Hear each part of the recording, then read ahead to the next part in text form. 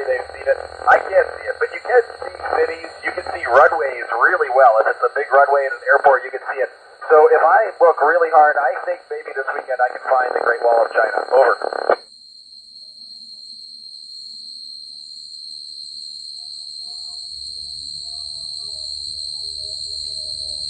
We do have a telescope, although it's hooked up to a camera, so I can't use it to look through my own eye, but it takes some photos for research. But I have some really good lenses on my cameras. One of my favorite is an 800 millimeter zoom lens. It's almost like a telescope, and when I use it, I can see individual buildings and even cars on city streets. It's really great to look through. Over.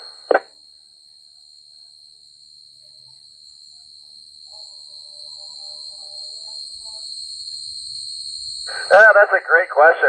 I've drawn my own blood quite a bit, so when I pull the needle out, there is a little bit of blood there on my arm. And really, it just forms a small bubble, and it's really quite a bit like on Earth. So your body adapts really quick, and it clots the blood, and then it just heals itself up. So it's not a whole lot different. But water in space is very different, and I love playing with balls of water in space. It's very neat. Over.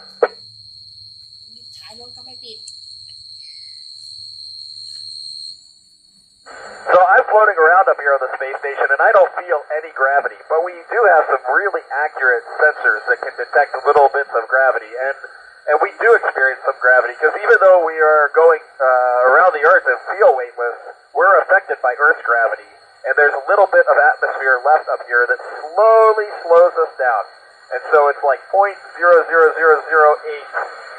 meters per second squared is kind of the force that we feel ourselves. It's around there. So it's very, very little, but there is a tiny bit of gravity up here. Over.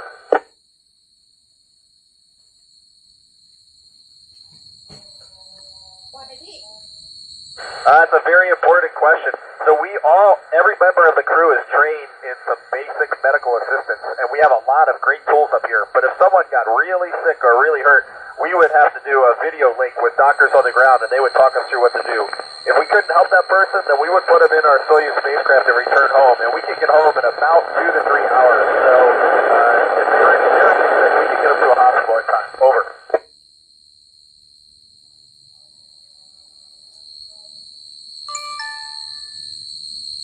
Oh, we absolutely can. We have two systems up here. One is a Russian-made system which uses a spring, and if you know the spring constant, you can just ride this spring, and as it goes up and down, you time yourself, and you can determine the mass at the end of the spring, and that would be my mass.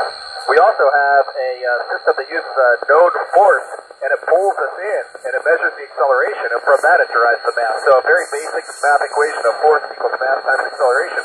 We use that once a month up here to get our own weight. Over.